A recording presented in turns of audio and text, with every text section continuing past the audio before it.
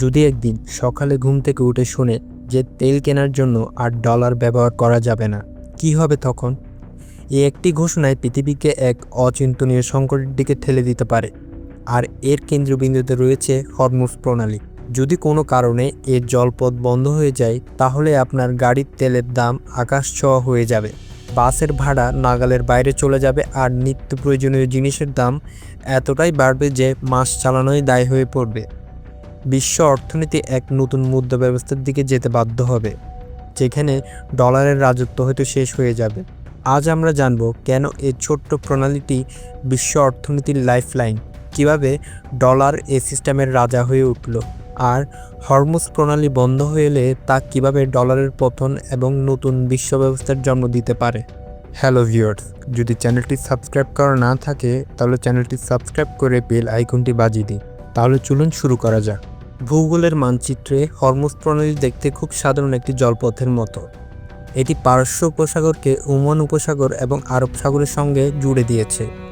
এর সবচেয়ে সরু অংশটি মাত্র 33 কিলোমিটার চওড়া, কিন্তু এই সরু জলপথটি আধুনিক বিশ্বের তেল পরিবহনের সবচেয়ে গুরুত্বপূর্ণ চেক পয়েন্ট।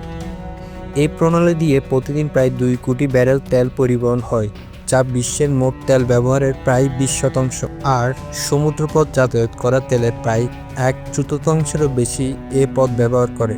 বিশ্বের বড় বড় তেল উৎপাদনকারী দেশ যেমন সৌদি আরব, ইরাক, কুয়েত, কাতার আর সংযুক্ত আরব আমিরাতের তেল রপ্তানির এটাই প্রধান সামুদ্রিক রাস্তা।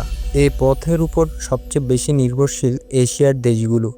এই প্রণালী দিয়ে পার হওয়া তেলের প্রায় 70% বেশি যায় এশিয়াতে। চীন, ভারত, জাপান আর দক্ষিণ কোরিয়ার মতো শিল্পোন্নত দেশগুলোর অর্থনীতি প্রায় পুরোপুরি মধ্যপ্রাচ্যের তেলের উপর নির্ভরশীল। শুধু চীনের আমদানি করা তেলের প্রায় 40% এ পথ দিয়ে আসে। ভারতের অবস্থাও প্রায় একই। এই প্রণালী বন্ধ হওয়ার অর্থই হলো এশিয়ার শিল্প কারখানাগুলোর চাকা অচল হয়ে যাওয়া। প্রায় 5 দশক ধরে বিশ্ব অর্থনীতি এক নীরব চুক্তির উপর দাঁড়িয়ে আছে, যা পেট্রোডলার সিস্টেম নামে পরিচিত। এর জন্ম হয় 1970-এর দশকের শুরুতে, কিন্তু এর প্রেক্ষাপট বুঝতে হলে আমাদের দ্বিতীয় বিশ্বযুদ্ধের পরবর্তী সময়ে ফিরে তাকাতে হবে। 1944 সালে যখন দ্বিতীয় বিশ্বযুদ্ধ শেষ হয়নি, তখন 44টি দেশের প্রতিনিধিরা আমেরিকার ব্রেটন উডস শহরে এক সম্মেলনে বসেন। এর উদ্দেশ্য ছিল যুদ্ধবিধ্বস্ত বিশ্ব অর্থনীতির জন্য একটি নতুন স্থিতিশীল কাঠামো তৈরি করা। এই সম্মেলনে জন্ম নেয় ব্রেটন উডস সিস্টেম। এ ব্যবস্থার মূল ভিত্তি ছিল দুটি। প্রথমত, বিশ্বের প্রধান মুদ্রাগুলোকে মার্কিন ডলারের সাথে একটি নির্দিষ্ট বিনিময় হারে বেঁধে ফেলা হয়। দ্বিতীয়ত, মার্কিন ডলারকে সরাসরি সোনার সাথে যুক্ত করা হয়, যার দর ছিল প্রতি আউন্স সোনার জন্য $35। এর ফলে মার্কিন ডলার রাতারাতি বিশ্বের প্রধান রিজার্ভ মুদ্রায় পরিণত হয়, কারণ আমেরিকা তখন বিশ্বের 2/3 সোনার মালিক ছিল এবং যে কোনো দেশ চাইলে ডলারের বিনিময়ে সোনা ফেরত নিতে পারত। কিন্তু 60-এর দশকের শেষে এ ব্যবস্থায় ফাটল ধরে। ভিয়েতনাম যুদ্ধ এবং অন্যান্য কারণে আমেরিকার বিপুল খরচ তাদের সোনার রিজার্ভে প্রচণ্ড চাপ সৃষ্টি করে।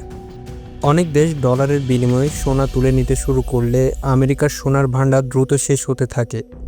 এই সংকট সামলাতে 1971 সালে তৎকালীন মার্কিন প্রেসিডেন্ট রিচার্ড নিক্সন ডলারকে সোনায় রূপান্তর করার সুবিধা বন্ধ করে দেন, যা ইতিহাসে নিক্সন শক নামে পরিচিত। এর সাথে সাথে ব্রেটন উডস সিস্টেম ভেঙে পড়ে। এই পরিস্থিতিতে ডলারকে পতনের হাত থেকে বাঁচাতে এবং বিশ্বব্যাপী চাহিদা টিকিয়ে রাখতে আমেরিকার একটি নতুন ব্যবস্থার প্রয়োজন ছিল। সে সমাধান আসে 1974 সালে সৌদি আরবের সঙ্গে একটি ঐতিহাসিক চুক্তির মাধ্যমে। চুক্তি অনুযায়ী সৌদি আরব তাদের তেল শুধু মার্কিন ডলারে বিক্রি করতে রাজি হয় এবং বিনিময়ে যুক্তরাষ্ট্র সৌদি রাজপরিবারকে পূর্ণ সামরিক নিরাপত্তা দেওয়ার প্রতিশ্রুতি দেয়।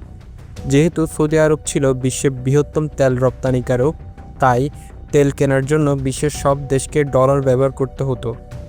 এ ব্যবস্থায় পেট্রোডলার সিস্টেম নামে পরিচিত পায় এবং ডলারকে আবার বিশ্বের প্রধান মুদ্রা হিসেবে প্রতিষ্ঠিত করে।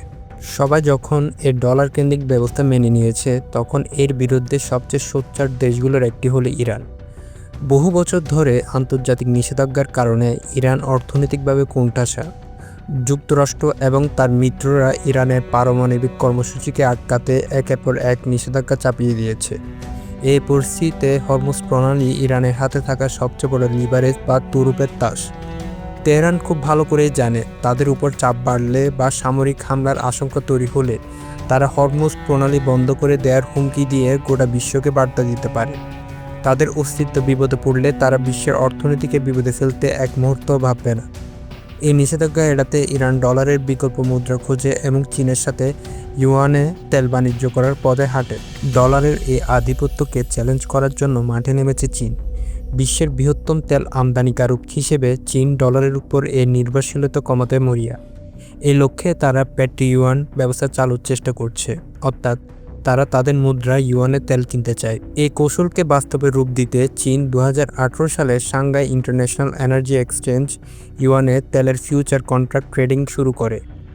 এর মাধ্যমে চীন একটি এশিয়ান অয়েল প্রাইস বেঞ্চমার্ক তৈরি করতে চায়, যা ডলার ভিত্তিক WTI বা ব্রেন্ট ক্রুডের বিকল্প হবে। বেল্ট অ্যান্ড রোড ইনিশিয়েটিভের মাধ্যমে এশিয়া, আফ্রিকা ও ইউরোপের দেশগুলোর সঙ্গে সম্পর্ক বাড়ানো এবং ধীরে ধীরে সেখানে ইউয়ানের ব্যবহার প্রতিষ্ঠা করা। যদি সত্যি হরমুজ প্রণালী দীর্ঘ সময়ের জন্য বন্ধ হয়ে যায়, বিশ্ব অর্থনীতিতে এক ভয়াবহ বিপর্যয় নেমে আসবে। প্রথম এবং সবচেয়ে দ্রুত প্রভাব পড়বে তেলের বাজারে, যাকে বলা হয় গ্লোবাল অয়েল সাপ্লাই শক। দিনে প্রায় 2 কোটি ব্যারেল তেলের যোগান বন্ধ হয়ে গেলে তেলের দাম নিয়ন্ত্রণের বাইরে চলে যাবে। জ্বালানি বিশ্লেষকদের মতে, প্রণালী বন্ধ হওয়ার কিছুদিনের মধ্যে অপরিশোধিত তেলের দাম ব্যারেল প্রতি $100 ছাড়িয়ে যেতে পারে এবং অচলাবস্থা দীর্ঘস্থায়ী হলে তা $200-ও পৌঁছাতে পারে। এর ফলে বিশ্বজুড়ে জ্বালানির দাম লাফিয়ে লাফিয়ে বাড়বে। মুদ্রাস্ফীতি এমন পর্যায়ে পৌঁছাবে যা গত কয়েক দশকে বিশ্ব দেখেনি। শিল্প উৎপাদন মুখ থুবড়ে পড়বে এবং শেয়ার বাজারে ধস নামবে। এই পরিস্থিতিতে প্রায় নিশ্চিতভাবে একটি বিশ্ব মন্দার জন্ম দেবে, কারণ বিশ্বের অর্থনীতি আর শক্তি 20% উৎস ছাড়া চলতে পারে না। হরমুজ সংকটকে কেন্দ্র করে ডলার ও ইউয়ানের মধ্যে একটি মুদ্রা যুদ্ধ বা কারেন্সি ওয়ার তীব্র হয়ে উঠছে।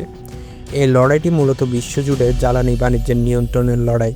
যুক্তরাষ্ট্র তার ডলারের আধিপত্য ধরে রাখতে চায়, যা তাদের অর্থনৈতিক নিষেধাজ্ঞা আরোপের মতো একটি আর্থিক অস্ত্র ব্যবহার করার ক্ষমতা দেয়। অন্যদিকে রাশিয়া ও চীনের নেতৃত্বে ব্রিক্স জোট ডলারের উপর নির্ভরতা কমাতে একটি বিকল্প পেমেন্ট সিস্টেম তৈরির চেষ্টা করছে। এই ব্লকচেন ভিত্তিক সিস্টেমটি সফল হলে তা সদস্য দেশগুলোকে নিজেদের মুদ্রায় বাণিজ্য করতে এবং মার্কিন নিষেধাজ্ঞা এড়াতে সাহায্য করবে, যা মার্কিন আর্থিক আধিপত্যের জন্য একটি বড় চ্যালেঞ্জ। বিশেষজ্ঞরা মনে করছেন বিশ্ব হয়তো ধীরে ধীরে একটি ডুয়াল কারেন্সি বা দ্বিমুদ্রা ব্যবস্থার দিকে এগিয়ে যাচ্ছে। এই ব্যবস্থায় বিশ্ব 2টি ব্লকে ভাগ হয়ে যেতে পারে। একটি হবে ডলার কেন্দ্রিক ব্লক এবং অন্যটি হবে ইউয়ান কেন্দ্রিক ব্লক।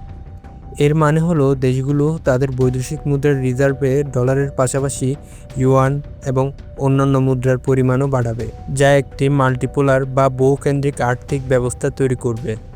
এই পরিবর্তন রাতারাতি ঘটবে না, কিন্তু হরমুজের মতো সংকট এই প্রক্রিয়াকে আরও দ্রুত এগিয়ে নিয়ে যেতে পারে। এই জটিল ভূ রাজনৈতিক খেলার আসল গেম চেঞ্জার হয়ে উঠতে পারে সৌদি আরব।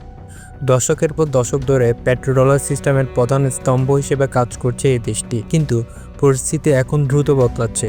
চীন এখন সৌদি আরবের সবচেয়ে বড় বাণিজ্যিক অংশীদার।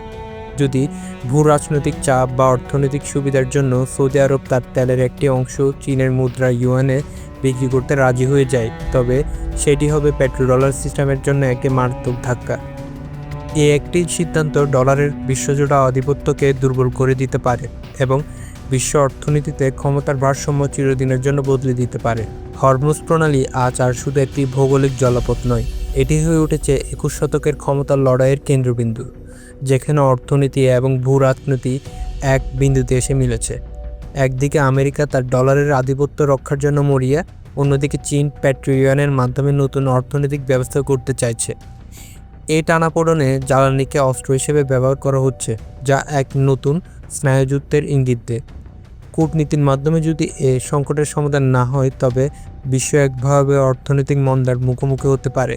আপনার কি মনে হয়, হরমুজ প্রণালী নিয়ে এর টানাপোড়েন কি সত্যি একটি নতুন বিশ্বযুদ্ধের দিকে ঠেলে দিবে, নাকি এটা কেবল ডলার আর ইউয়ানের মধ্যে ক্ষমতার খেলা?